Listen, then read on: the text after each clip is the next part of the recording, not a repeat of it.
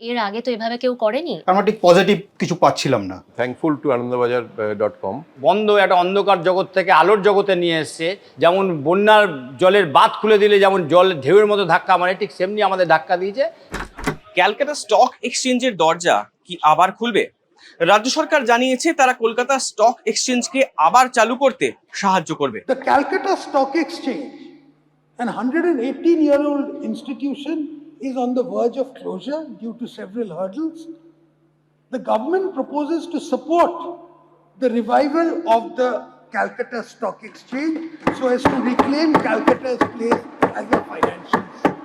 কিন্তু এখনো অনেকটা পথ চলা বাকি। এক দশকের ওপর স্টক এক্সচেঞ্জটা বন্ধ। টোটাল যে টেকনোলজি সেটআপ আছে সেটাকে পুরোপুরি রিভ্যাম্পিং করতে হবে। সেবির যে কমপ্লায়েন্সগুলো আছে সেগুলো সব করতে হবে এবং সেবিকে আমাদের কনফিডেন্সে নিয়ে এটা খোলার জন্য ব্যবস্থা করতে হবে। অ্যাকচুয়ালি সেবির সমস্ত রুলগুলো খুব স্ট্রিক্ট রুল এবং তারা নর্মস ইজ ভেরি ফিক্সড, মানে কোনটায় কি করব না করব সব কিছু বলা আছে। এখন আমরা আত্মবিশ্বাস সেবি আমাদের অনুমতি দেবে এই কারণে, যেহেতু ডবল ইঞ্জিন সরকার। যখন এখানকার অর্থমন্ত্রী মাননীয় স্বপন দাশগুপ্ত মহাশয় এবং মুখ্যমন্ত্রী, তারা তো নিশ্চয়ই কেন্দ্রীয় সরকারের সঙ্গে কথাবার্তা বলে তবেই তো তারা বাজেট একটা লিগাল ডকুমেন্ট। সেবি কোনোদিনই কোনো স্টক এক্সচেঞ্জ বন্ধের পক্ষপাতিতে না, স্টক এক্সচেঞ্জ খোলার পক্ষপাতিতে, তবে রেগুলেটরি কমপ্লায়েন্স ফলো করে। আনন্দবাজার.com তথ্যচিত্র প্রকাশ করার পর ঠিক কি হলো? যে তথ্যচিত্রটা আনন্দবাজার.com দেখিয়েছিল, বিপুল পরিমাণ সারা জাগিয়েছিল। প্রচুর শেয়ার ব্রোকার আমাদের ফোন করেছে যে इसको भाई फिर से खोलो, हम लोग रेडी है, हम लोग का ये प्रतिष्ठान था, मेरा लड़का बच्चा सब हम लोग यहाँ से आदमी बने हैं, हम लोग ये स्टॉक एक्सचेंज फिर से चलाने चाह रहा है, ये बहुत खुशी की बात है। এবং প্রচুর বাঙালি ব্রোকার আছে, তারাও আমাদের ফোন করেছেন যে শঙ্করবাবু এটাকে খুলুন। একটা এতদিন ধরে আমরা চেষ্টা করে যাচ্ছিলাম বিভিন্ন স্টেট গভর্নমেন্টকেও বলে, বিভিন্ন তাকে বলে, কিন্তু কিছু হচ্ছিল না। বিভিন্ন লেভেলে চেষ্টা করা হয়েছে, আমরা ঠিক পজিটিভ কিছু পাচ্ছিলাম না। Thankful to anandabazar.com। ওনাদের স্টোরিটাও অনেক আমাদের কাজে লেগেছে ক্যালকাটা স্টক এক্সচেঞ্জকে পুনরুজ্জীবিত করতে। Commerce and industry minister Tapas Roy, ওনার সঙ্গে আমরা দেখা করেছিলাম। উনিও বলেছিলেন আমি কলকাতার ছেলে, এতদিনকার প্রতিষ্ঠান শেয়ার বাজার, আমি আমার বাবাকে হাত ধরে আসতাম, শেয়ার কী জিনিস জানি না, কিন্তু প্রতিষ্ঠানটা বন্ধ, এটা আমরা মেনে নিতে পারবো না। এর আগে তো এভাবে কেউ করেনি। আমাদের টোটাল হিস্ট্রিটা এভাবে বাংলায় আমার মনে হয় না কেউ করেছে, ইংরেজিতে কেউ করে থাকলে থাকতে পারে, বাট তারপর থেকে আমরা প্রচুর কলসও রিসিভ করেছি। শুধু কলকাতা নয়, আমাদের তো প্রচুর লিস্টেড কোম্পানি আছে, দিল্লিতে আছে, হায়দ্রাবাদে আছে, গৌহাটিতে আছে, গুজরাটে আছে, আহমেদাবাদে আছে। সেখান থেকে আমরা অনেক প্রফেশনালসদের কল, অনেক কোম্পানি ডাইরেক্টরসদের কল রিসিভ করেছি। ম্যাডাম এরকম আমাদের কোম্পানিকে আমরা লিস্টেড রাখতে চাই। আমরা যখন এই কথাটা শুনেছি তখন আমাদের খুব আনন্দ হয়েছে এবং আমাদের মনে হয়েছে এটা খুবই পজিটিভ আমাদের জন্য। এই নিউজ চ্যানেলটাতে এই নিউজটা আসার পরেই এই জিনিসটা কিন্তু আমরা পেয়েছি। আপনি একটা খুব সুন্দর ডকুমেন্টারি করেছিলেন, আমারও ইন্টারভিউ নিয়েছিলেন তার মধ্যে। আপনি চেষ্টা করলেন আপনার এই ডকুমেন্টারির মাধ্যমে, and I give complete credit to you, Hrithik Das সাহেব, যে আপনি that you thought the need, যে আপনি ওরকম আমার কাছে একটা খবরও পৌঁছেছিল যে আমাকে ক্যালকাটা স্টক এক্সচেঞ্জের লোকেরাই বলেছেন, in fact I am chairman Dipankar Bose, Shankar Singh, company secretary Chandrani ma'am, everybody, they would be very happy that all of you did it. আমি হয়তো ওর রিপ্রেজেন্টেটিভ হিসেবেই আপনাকে ধন্যবাদ জানাচ্ছি। कुछ दिन पहले सुनाई दिया है कि शेयर बाजार रीओपन होने वाला है और यहाँ के जनता में काफी खुशी का माहौल है सर। এই যে জায়গাটা দেখতে পাচ্ছি, করিডোর, এই ঘরগুলো, এগুলো কিসের ডিপার্টমেন্ট? এটা আপনি দেখতে পাচ্ছেন আমাদের মিটিং রুম। আচ্ছা। মানে এই যে লিস্টেড কোম্পানিগুলো আসে আমাদের কাছে, যখন দেখা করতে আসে, তাদের কোনো ডাইরেক্টর বলুন, আমরা এখানে ওনাদেরকে বসাই। আগে তো প্রচুর কোম্পানি ভিজিট হতো, এখন ভিজিট অনেক কমে গেছে, কেননা যেহেতু লিস্টেড কোম্পানির নাম্বারও অনেক কমে যাচ্ছে। আগামী দিনে যদি স্টক এক্সচেঞ্জ নতুন করে আবার চালু হয়, তখন কি এখান থেকে আবার আইপিও করা সম্ভব? একদম নিশ্চয়ই। আমাদের ট্রেডিং প্ল্যাটফর্মটা ন্যাশনাল লেভেলে হবে, কারণ আজকের দিনে কোনো রিজিওনাল এক্সচেঞ্জের কোনো ভ্যালু নেই। তো ন্যাশনাল লেভেলের প্ল্যাটফর্ম মানেই আমরা সেখানে আইপিও করার সুযোগ পাবো এবং প্রচুর কোম্পানি আসবে, যেটা বাজেটে আমাদের অর্থমন্ত্রী বলেছেন। আগে এগিয়ে যাওয়ার আগে আমি আপনাকে দেখাতে চাই, এটা একটা রুম, যে রুমটাতে আমাদের কমপ্লায়েন্স অডিটর বসে এবং আমাদের কমপ্লায়েন্স অডিট হয়। এটা বলার কারণ হচ্ছে এটাই যে আমরা কিন্তু সেবি রেগুলেশনসে যা যা করা দরকার একটা লিস্টেড কোম্পানির কমপ্লায়েন্সের জন্য, সেটা আজও মেনটেন করি। আচ্ছা, এই যে রুমটা দেখতে পাচ্ছেন, এটা হচ্ছে আমাদের লিস্টিং ডিপার্টমেন্ট। এখানে একটা অ্যাক্সেস কোড দেওয়া রয়েছে। এই অ্যাক্সেস কোড ছাড়া কেউ কিন্তু এই রেস্ট্রিক্টেড জোনটাতে যেতে পারে না। এটা অ্যাজ পার সেবি রেগুলেশনস। আমি আমার কোড দিয়ে আপনাকে ঢোকাচ্ছি। প্লিজ কাম হ্যাঁ, থ্যাংক ইউ।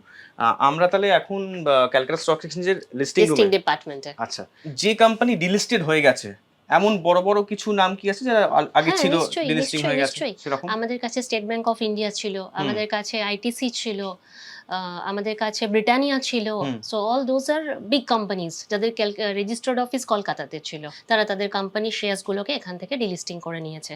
কিন্তু একটাই আশার আলো, বাজেটের পরে আমাদের আমরা দেখতে পাচ্ছি একটা পজিটিভিটি, যে এই কোম্পানি আমরা যেরকম নতুন কোম্পানিকে লিস্ট করাবো আইপিও থ্রু দিয়ে, সেরকমভাবে আমাদের যে পুরনো কোম্পানিগুলো যেগুলো চলে গেছে সেই কোম্পানিগুলোকে আবার রিকোয়েস্ট করে তাদেরকেও আমরা ফেরত আনার চেষ্টা করবো।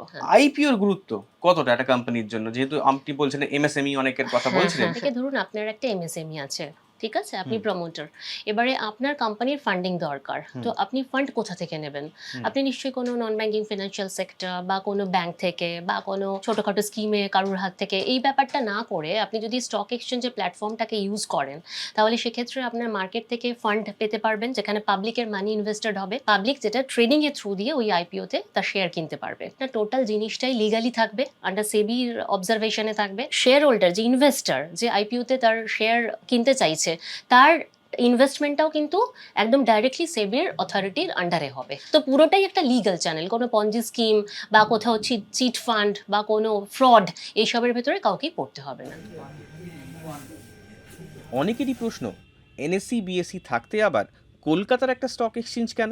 এনএসির কথা আমি বলি, এনএসিতে খুব বড় বড় কোম্পানি লিস্টেড আছে। এনএসিতে লিস্টেড করতে গেলে একটা কোম্পানিকে মোটামুটি ধরুন 3-4 কোটি টাকার ওপর লাগে। এখান থেকে মার্চেন্ট ব্যাংকের ইস্যুয়ার তারা সব বম্বে যাবে, ঠিক আছে, তারপর করবে। আমাদের এখানে যে এসএমই আছে, যেটা রাজ্য সরকার উদ্যোগ নিয়েছে, ছোটো ছোটো মাঝারি শিল্প, তাদের জন্য আমাদের লিস্টিং ফি অমুক টমুক অনেক কিছু কম। তারা তো ট্রেডিং প্ল্যাটফর্ম খুঁজছে, তা তাদের ট্রেডিংটা তো আমাদের হবে।